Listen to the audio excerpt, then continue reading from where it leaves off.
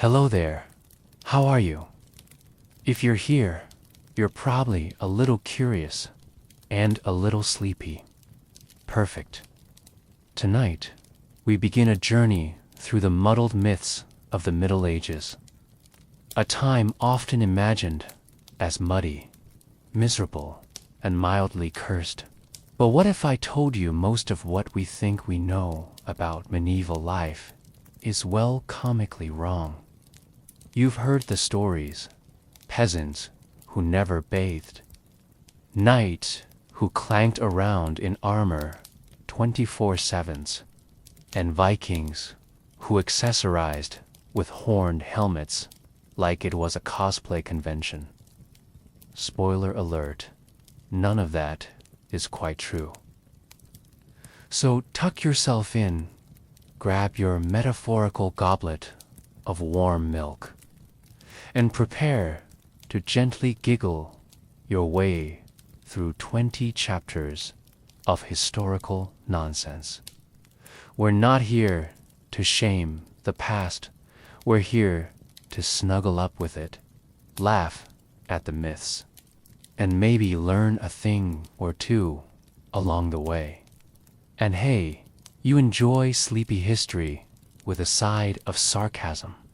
Don't forget to like, subscribe, and ring that little bell, or imagine ringing it softly in your dreams.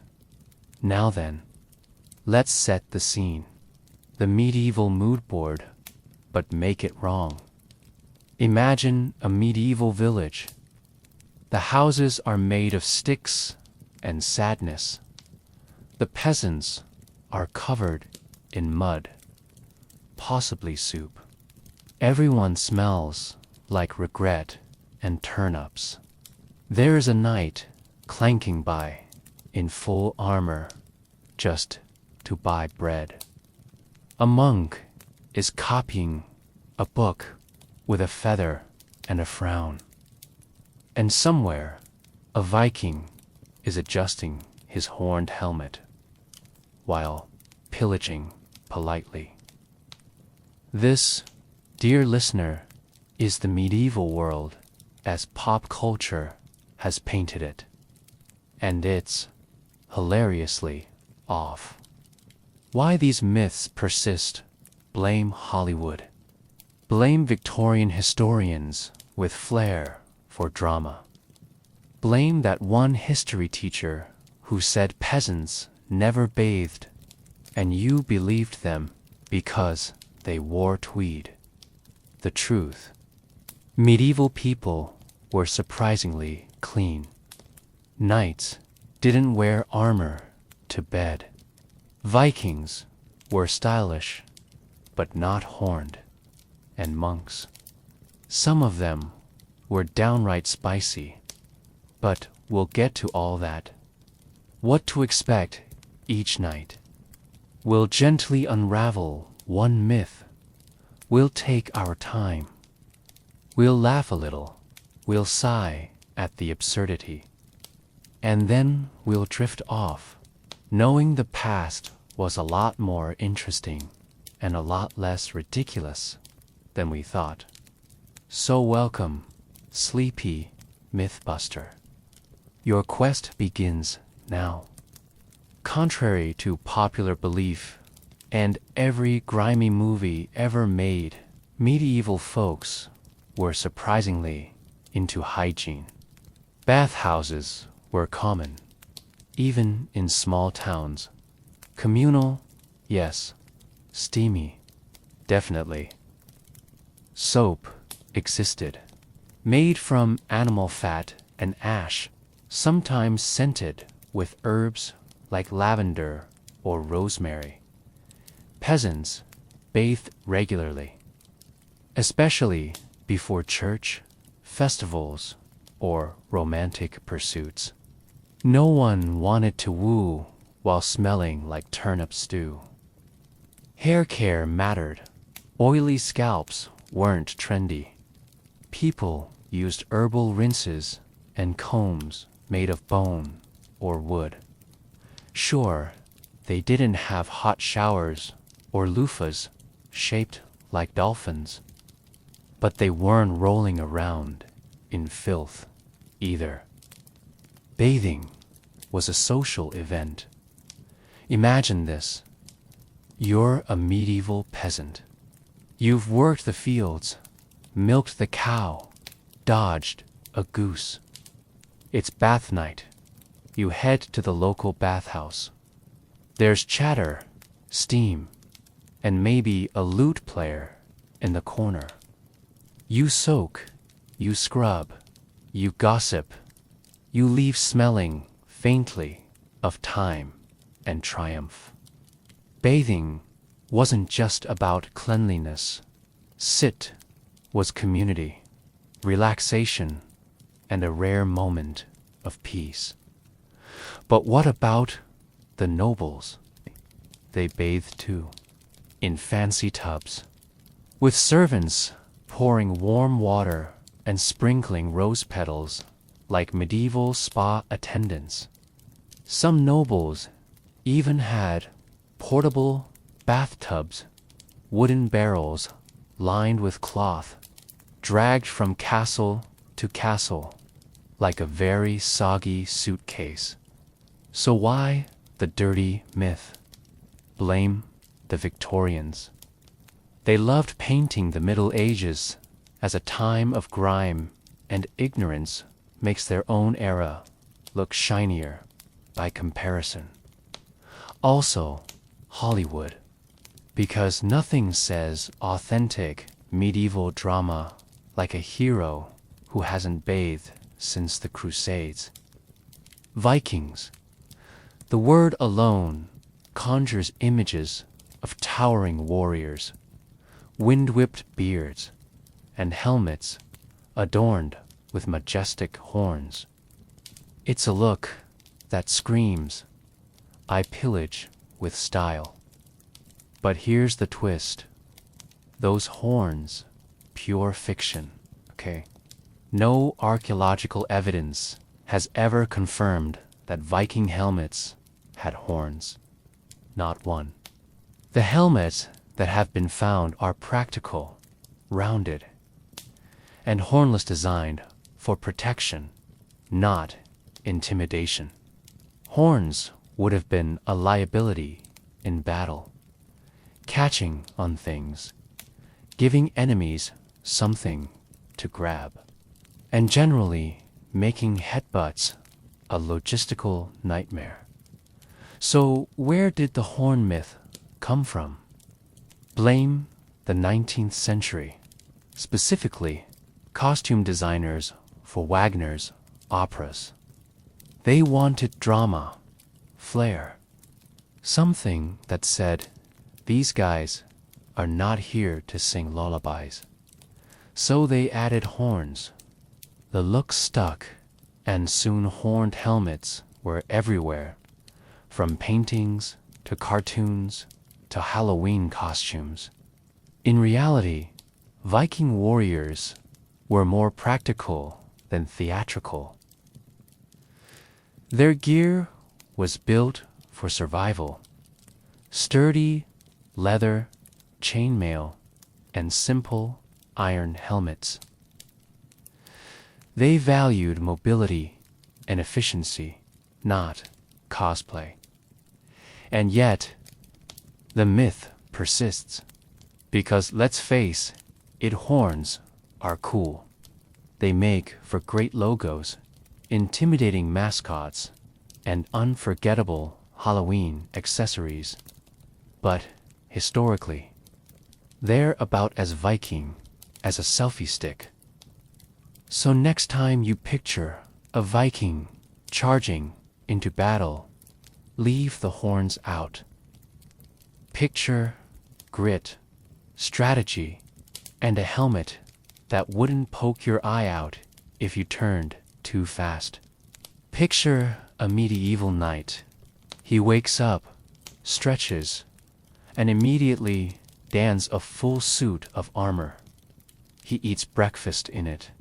He walks his horse in it. He maybe even naps in it. All day, every day, clank, clank, except, no. Full plate armor was heavy, hot, and wildly impractical for daily wear. Knight didn't stroll around the village like medieval tin cans. Armor was reserved for battle, tournaments, or ceremonial occasions, not for grocery runs or casual jousting with the neighbors. Most of the time, knights wore comfortable clothing suited to their status. Tunics, hose, cloaks, and soft leather boots. If they were traveling or expecting trouble, they might wear a gambasuna padded jacket that offered some protection without the full metal ensemble. And when they did wear armor, it wasn't as clunky as movies make it seem. Well-crafted plate armor was surprisingly mobile. Knights could run, jump, and even mount horses unaided. But again, they didn't wear it unless they had to. It was expensive, time-consuming to put on, and not ideal for sipping ale or flirting at feasts. So where did the myth come from? Blame romanticized paintings, pulp novels, and Hollywood. The image of a knight perpetually armored is dramatic, iconic, and easy to draw. But historically, it's about as accurate as imagining modern soldiers wearing full combat gear to brunch. Knights were warriors, yes, but also landowners, diplomats, and occasionally poets. They knew when to armor up and when to let their chainmail breathe. Ah, medieval medicine. The phrase alone conjures images of leeches, bleeding bowls, and mysterious potions brewed by candlelight. If someone sneezed in the 1300s, surely a monk slapped a frog on their forehead and called it divine intervention. But the truth, it's messing far more interesting. Yes, leeches were used. So was bloodletting. But they weren't the only tools in the medieval medical kit. In fact, medieval physicians had a surprisingly complex understanding of health, rooted in ancient Greek and Roman texts, observation, and trial and error. The dominant theory of the time was the humor system, the idea that the body contained four fluids: blood, phlegm, black bile, and yellow bile. Illness was thought to result from imbalances among these humors. It sounds odd now, but it was a framework that encouraged diagnosis, treatment, and even preventative care. Medieval doctors prescribed diets, herbal remedies, exercise, and rest. They used honey to treat wounds, garlic for infections, and willow bark for pain relief, which contains salicin, a precursor to aspirin. They performed surgeries, some quite advanced for the time, and developed antiseptic techniques using wine or vinegar. Hospitals existed, often run by religious orders.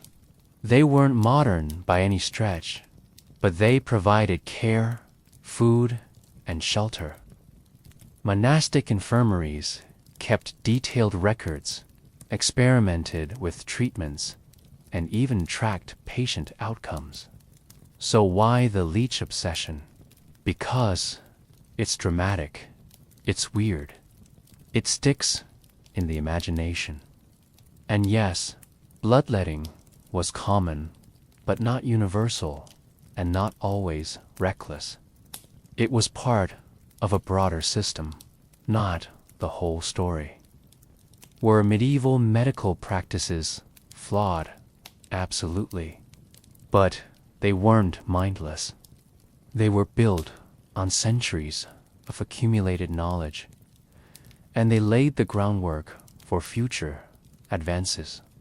So next time someone jokes that medieval doctors just threw leeches at everything, you can smile and say, actually, they also used lavender compresses and wrote medical textbooks, and then drift off, knowing that even in the age of castles and cathedrals, people cared deeply about healing. Let's set the scene. A medieval scholar stands at the edge of a cliff, peering nervously into the horizon. Careful, he whispers. If you go too far, you'll fall off the edge of the world. It's a dramatic image.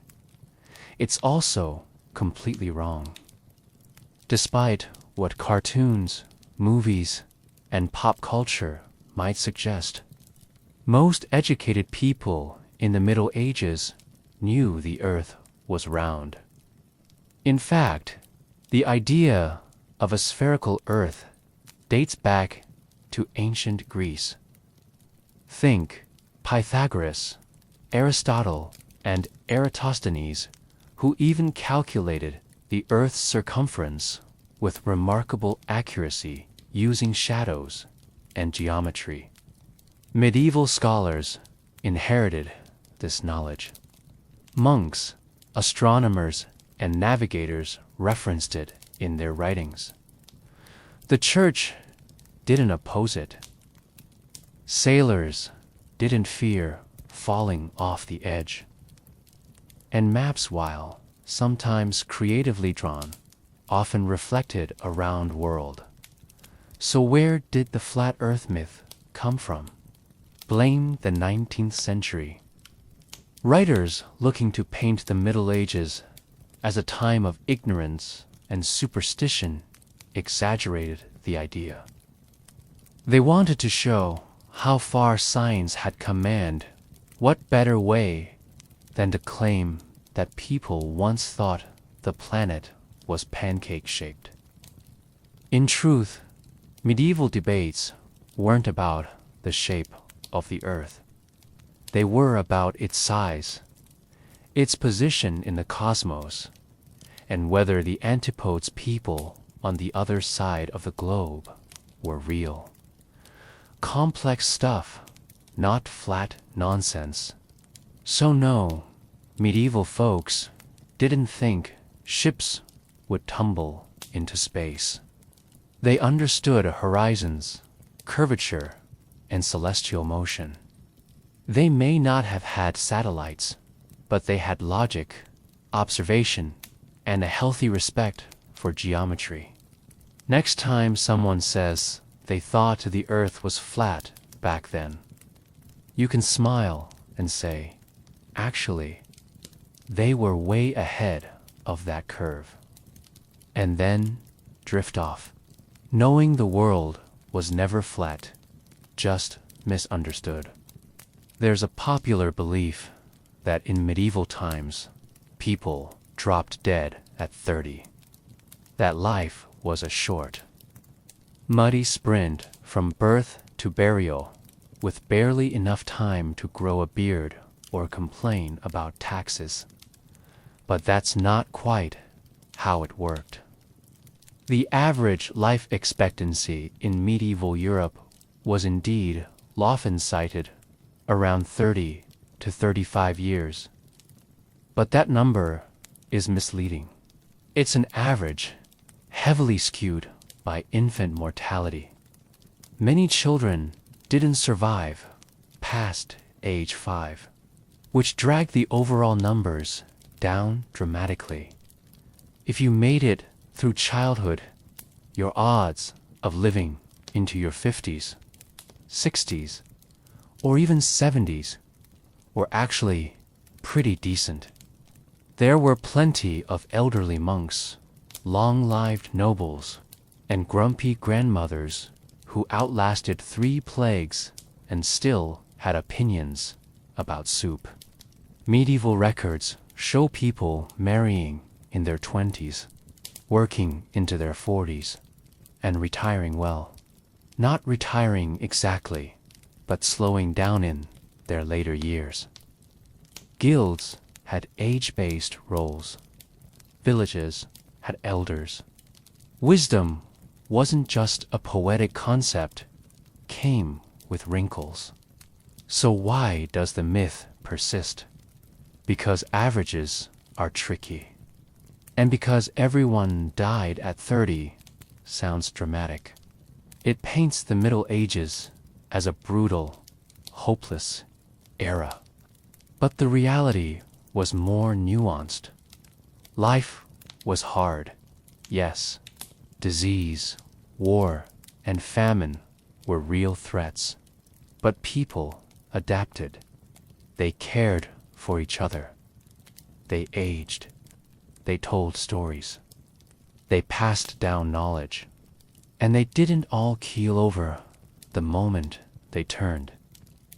You can smile and say, actually, they had grandparents too.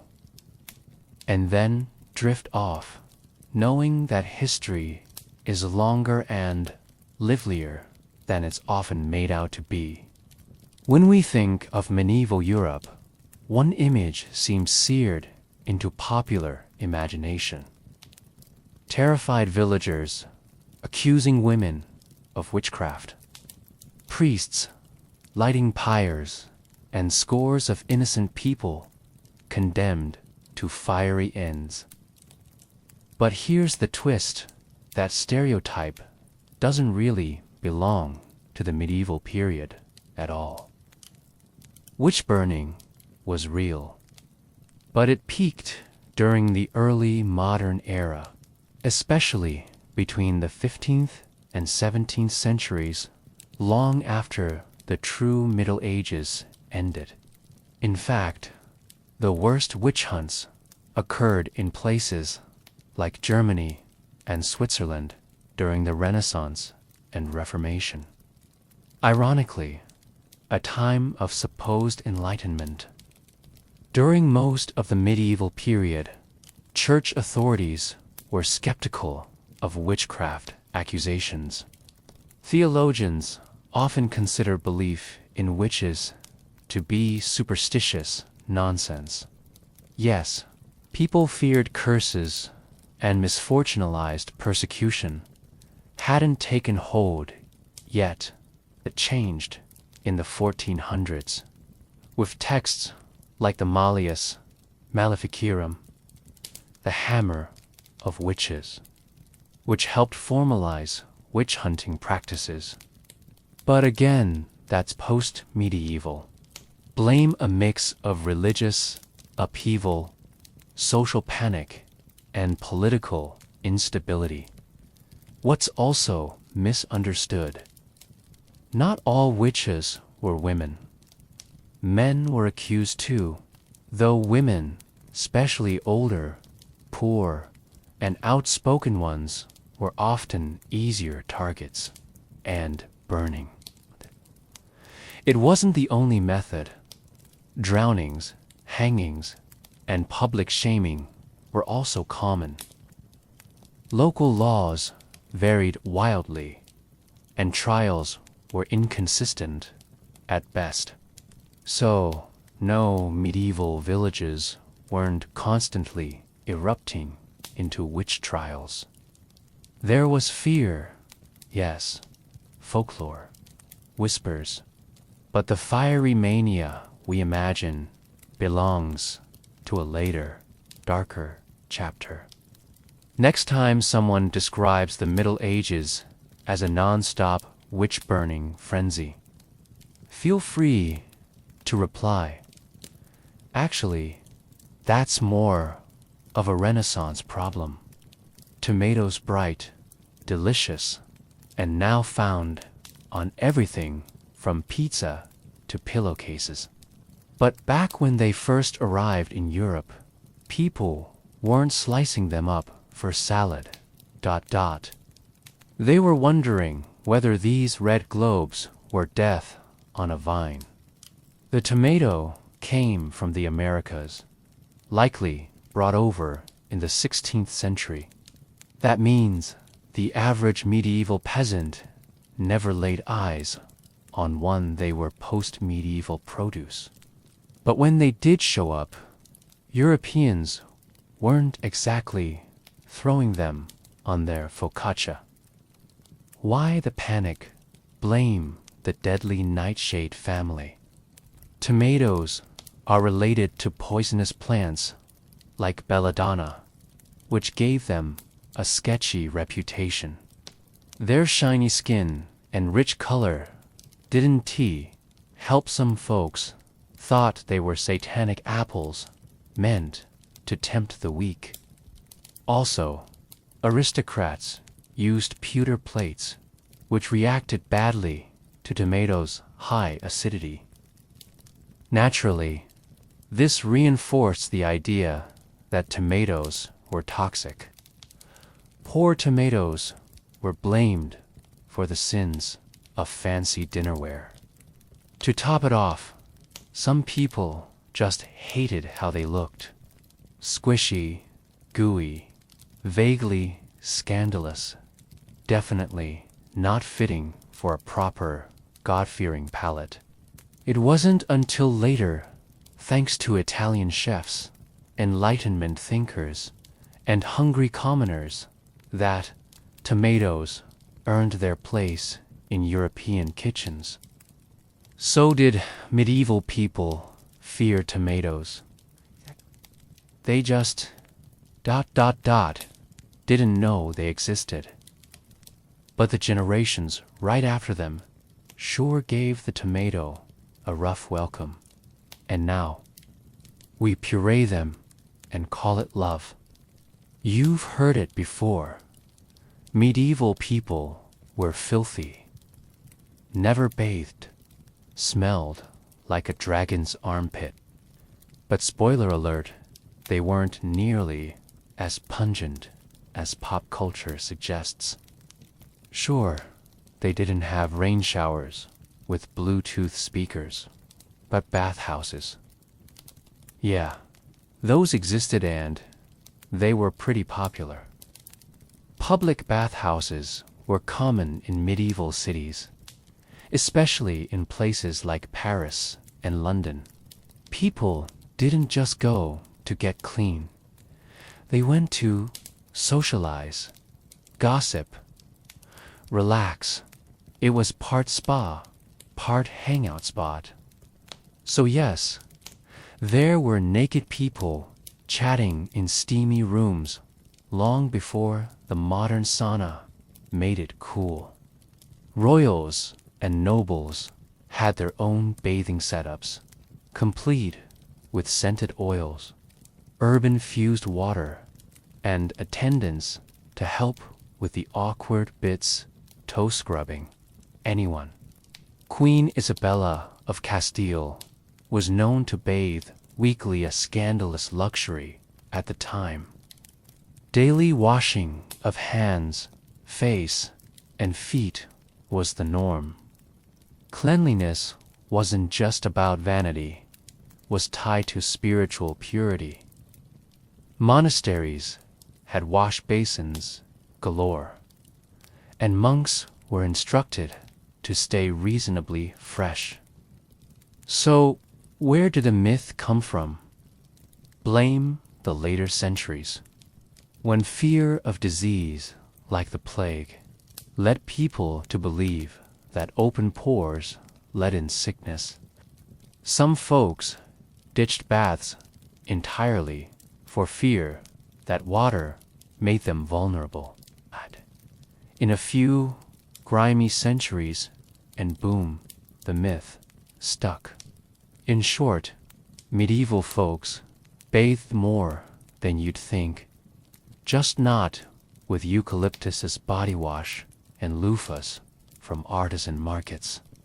You're flipping through a medieval manuscript, There's a knight, brave and battle-hardened, sword raised high, and his foe, snail. Yes, a snail, yes, a snail. Not a dragon, not a Viking raider, but a glistening, gooey gastropod. So, what in the parchment is going on? These bizarre illustrations show up often in illuminated manuscripts from the 13th and 14th centuries.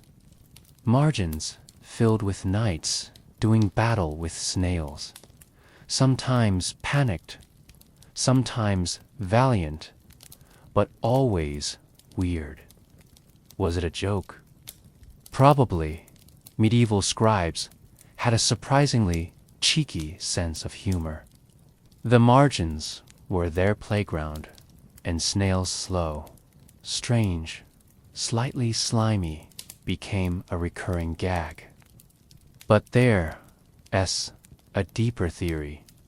Some scholars think the snail symbolized the cowardly or dishonorable foe, or perhaps death itself creeping toward you, slow but unstoppable. Others argue it mocked the aristocracy. Armored knight versus humble garden pest, a satirical clash of social classes.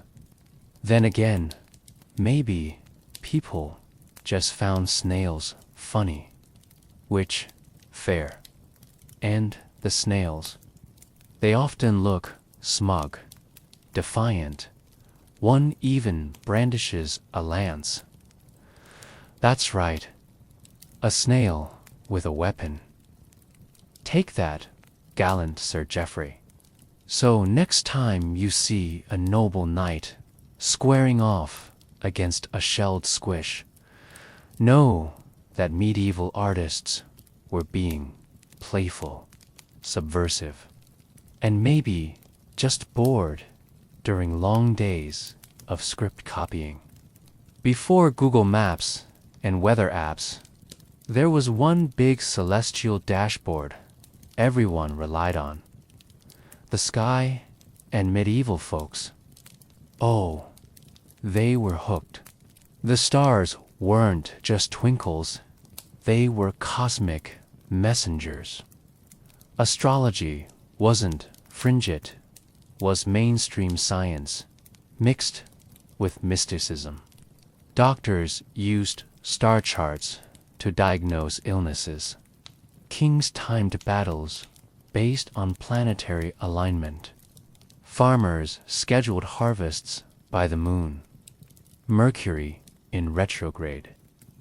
They would have nodded solemnly and blamed it for everything from bad bread to romantic betrayal. One popular manuscript, the Picatrix, mixed astronomy, magic, and philosophy. It offered instructions on invoking planetary spirits. Yes, planetary spirits. It was basically the medieval version of a cosmic recipe book, and nobody batted an eye. Even the church couldn't resist. While theologians warned against astrology as pagan, many clerics quietly consulted star charts. Popes debated horoscopes. Monks tracked lunar phases in stunningly detailed calendars.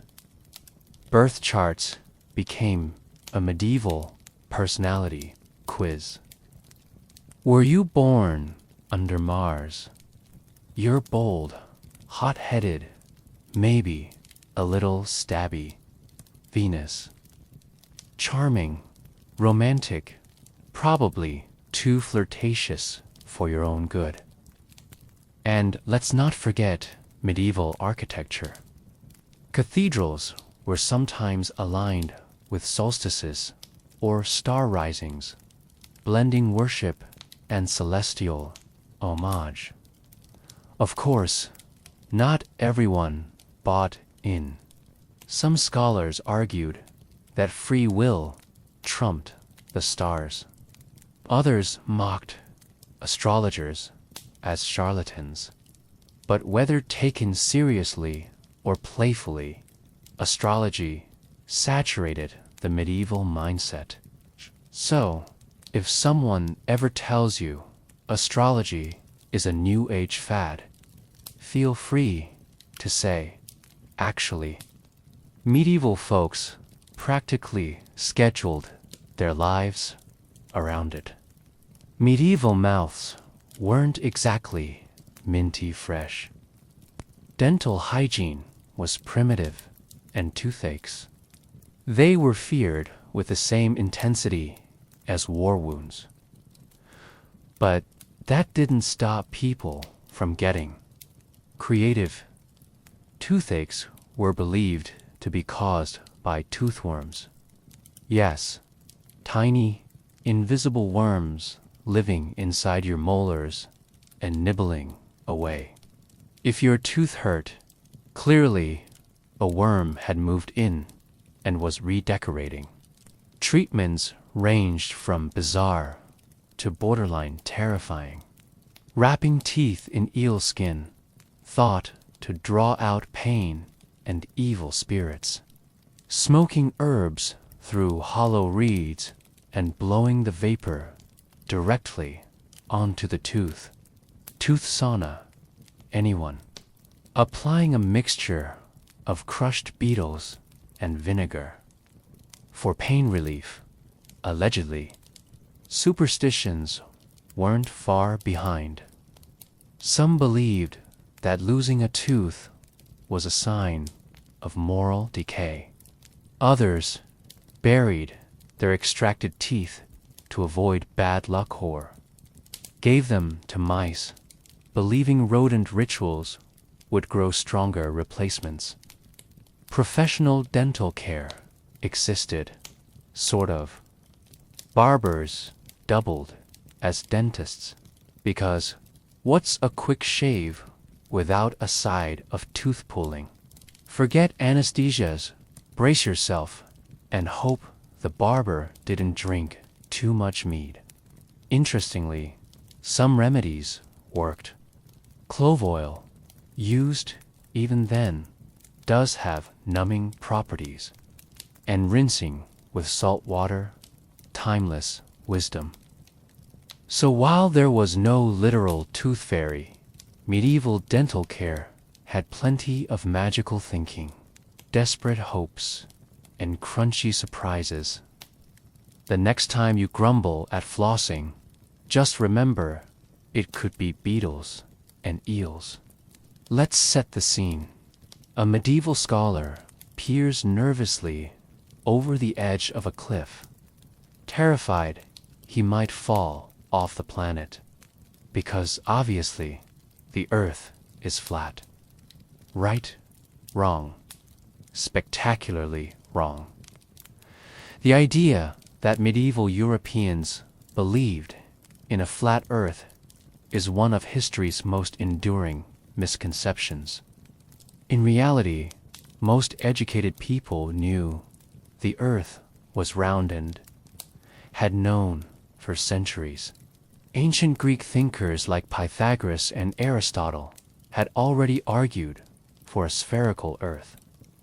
By the Middle Ages, their ideas were widely accepted in scholarly circles. Monks copied texts that described the Earth as a globe. Universities taught it. Sailors navigated by it. Even the famous 7th century scholar Isidore of Seville described the Earth as round in his encyclopedic works. And by the 13th century, Thomas Aquinas and other theologians were casually referencing Earth's curvature like it was common knowledge. So, where did the myth come from? Blame 19th century writers who wanted to make the Middle Ages look ignorant and backward. They exaggerated or fabricated claims to contrast the dark medieval period with the enlightened modern age. It was historical shade-throwing at its finest. Medieval maps weren't perfect. Sure, some were wildly symbolic, placing Jerusalem at the center or showing dragons near the edges. But that wasn't because they thought the earth was flat, was artistic license, not geographical confusion. So next time someone says medieval folks feared falling off the edge of the world, feel free to reply, actually, they were pretty round-minded. Think medieval dining was all banquet halls and roasted boar legs. Think again. The average city dweller didn't have time to roast a goose every day. They were busy, hungry, and very much into fast food. Street vendors were everywhere in medieval towns. They sold hot pies, sausages, pancakes, and even fried fish. These weren't Michelin-starred meals, but they were warm, cheap, and ready to eat. Sound familiar? Bakers sold portable bread bowls filled with stew. Medieval soup in a bread bowl, minus the sourdough Instagram aesthetic. And yes, people walked around eating them. No forks required.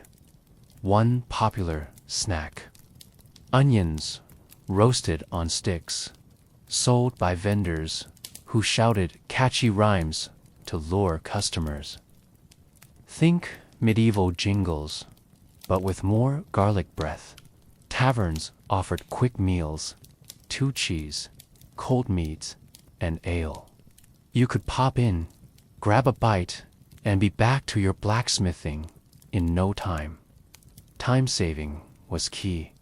Workers didn't have kitchens at home, and communal ovens were often reserved for special occasions.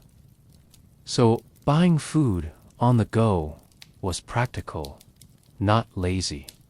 Of course, hygiene standards were medieval. Food safety wasn't exactly regulated, and some vendors reused meat scraps or sold spoiled goods. But hey, if you survived the pie, you got your calories. So, yes, medieval fast food was real. It was greasy, noisy, and wildly popular. The next time you grab a street taco or a samosa, just know you're part of a centuries-old tradition of delicious convenience. Imagine this. You drift off after sunset, sleep deeply for a few hours, then wake up around midnight. Not because of insomnia, but because that's just how sleep worked. Welcome to the world of segmented sleep, a surprisingly common medieval pattern. People didn't always sleep in one long stretch. Instead, they had first sleep roughly from dusk to midnight, followed by a wakeful period, and then second sleep until dawn. This wasn't considered strange, it was normal. Historical texts mention it casually. A 13th century medical manual advised patients to rest during first sleep to aid digestion. Even Chaucer references second sleep in his writings, as if everyone knew what it meant. So what did people do during that midnight interlude? Plenty prayed or meditated, especially monks who had scheduled night vigils, read or wrote by candlelight, talked with family, shared stories, or even snuck in a snack. And yes, intimacy was common during this time. Some texts suggest it was the preferred window for marital activities. Romantic, if slightly groggy. Why did this happen? Without artificial light, people naturally followed the rhythm of the sun. Sleep was shaped by darkness, not clocks. And waking up in the middle of the night wasn't seen as a problem, it was a built-in pause. Eventually, with the rise of street lighting, industrial schedules, and modern timekeeping, segmented sleep faded. But for centuries, 2 sleeps were the norm. So, if you ever wake up at 2 a.m. and feel oddly alert, just remember you're channeling your inner medieval sleeper. You're in a medieval courtroom. The judge is stern. The crowd is hushed, and in the defendant's seat, a pig accused of murder, wearing pants. Yes, this actually happened. In medieval Europe, animals could be put on trial for crimes ranging from theft to homicide. These weren't symbolic rituals, they were full-blown legal proceedings, complete with lawyers, witnesses, and sentencing. Pigs were the usual suspects. Why? Because they roamed freely in towns and occasionally attacked children. One infamous case from 1386 involved a pig in France that was tried, convicted of killing a child, and publicly executed, dressed in human clothes, no less. But pigs weren't alone. Cows were tried for trampling, roosters for laying eggs, which was considered demonic. Insects and rats were summoned to court for crop destruction. Sometimes they were excommunicated. Yes, excommunicated. These trials were rooted in a belief that animals, like humans, could be moral agents, or, at least, symbolic ones. Punishing them was a way to restore order, appease divine justice, and send a message to the community. And the legal drama didn't stop there. Animals had defense attorneys who argued on their behalf. Some even won acquittals. Eventually, these trials faded as legal systems modernized. But for a few surreal centuries, animals were not just part of medieval life, they were part of medieval law. So next time your cat knocks over a vase, just be glad she's not facing a tribunal. Picture a medieval scholar hunched over a manuscript, quill in hand, solemnly describing a creature that can only be tamed by a virgin and whose horn neutralizes poison. Sounds like fantasy. Not to them. Unicorns were serious business. In medieval Europe, unicorns weren't just fairy tale fluff, they were deeply symbolic, often representing purity, Christ, or divine truth. Bestiaries, medieval animal encyclopedias, included unicorns alongside lions, elephants, and actual animals, treating them with scholarly reverence. One popular belief: unicorns could only be captured if lured into the lap of a virgin. This wasn't just a quirky detail, was a metaphor for the incarnation, with the unicorn symbolizing Christ and the virgin symbolizing Mary. Heavy stuff for a mythical horse. Their horns, called alicorns, were believed to have magical properties. Kings and nobles paid fortunes for unicorn horn goblets, which supposedly neutralized poison. Spoiler, most were narwhal tusks, but the placebo effect was strong. Travelers and merchants sometimes claim to have seen unicorns in distant lands. Marco Polo described them as ugly and aggressive. He probably saw rhinos, but back home, the image remained elegant, gentle, and holy. Unicorns appeared in tapestries, church carvings, and royal emblems. They weren't fringe, they were mainstream medieval icons. Scotland even adopted the unicorn as a national symbol, which it still uses today. So did medieval people believe unicorns were real? Many did. But even those who doubted their physical existence still embraced their symbolic power. In a world where myth and meaning danced together, unicorns were more than creatures. They were concepts. In the medieval imagination, the moon wasn't just a glowing rocket, was a mysterious, moody neighbor with secrets. People gazed up and saw not just light, but life.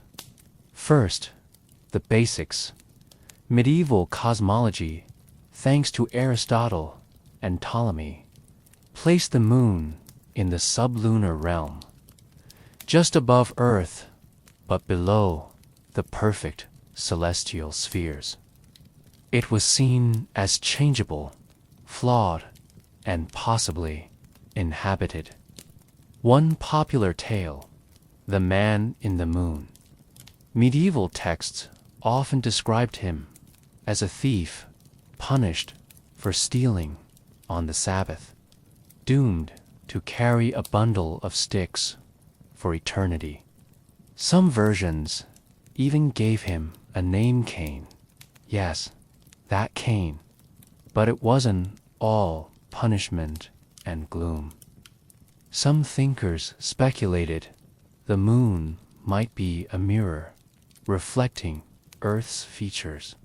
Others imagined it as a crystal orb, or even a gateway to divine realms. The moon was a canvas for cosmic storytelling. In religious texts and sermons, the moon symbolized change, femininity, and time. Its phases were linked to moral lessons, menstrual cycles, and agricultural rhythms. It was a clock, a calendar, and a metaphor, all rolled into one glowing sphere. And yes, some fringe thinkers toyed with the idea of moon people. Not aliens exactly, but distant beings living in a purer, more spiritual realm. These ideas didn't make it into mainstream theology, but they floated around like lunar dust. Artists painted the moon with faces, limbs, and expressions. It wasn't just a light, it was a character, watching silently from above, sometimes judging, sometimes guiding. So, did medieval people think the moon was alive? Not quite like we think of life today, but they certainly saw it as animated, meaningful, and emotionally charged celestial companion with stories to tell. In the medieval world, most scholars agreed the earth was round. Surprise, the myth that everyone thought it was flat. That's a modern misunderstanding. But that doesn't mean there weren't a few cosmic curveballs. Influential thinkers like Boethius, Isidore of Seville, And later, Thomas Aquinas leaned on ancient Greek sources, Aristotle and Ptolemy, to affirm a spherical Earth. Ships disappearing over the horizon, that was a clue. Lunar eclipses, another. The evidence was stacking up. But not everyone was on board the globe train. A few fringe thinkers, often outside the scholarly mainstream, held onto flat Earth ideas, usually rooted in literal interpretations of religious texts. Some imagined the world as a flat disk with a dome overhead, like a cosmic snow globe. Then there were the cosmic rebels, mystics, poets, and dreamers who didn't care much about shape at all. They saw the universe as a divine mystery, full of layers, music, and meaning. To them, Earth's geometry was less important than its spiritual choreography. Some even imagined Earth as the center of a great celestial dance, with stars and planets moving in perfect harmony because of gravity, but because of love. Yes, love. Medieval cosmology could be surprisingly romantic. Artists painted maps with dragons at the edges, not because they believed in literal monsters, but to mark the limits of knowledge. Here be dragons was less a warning and more a whisper. There's more out there than we understand.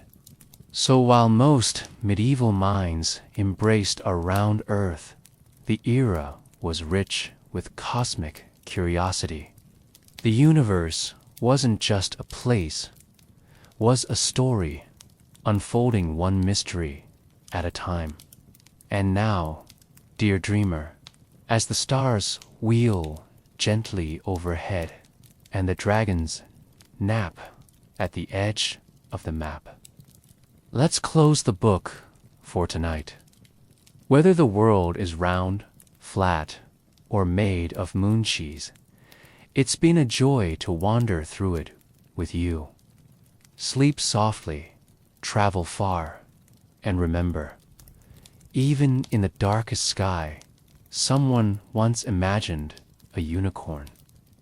Good night.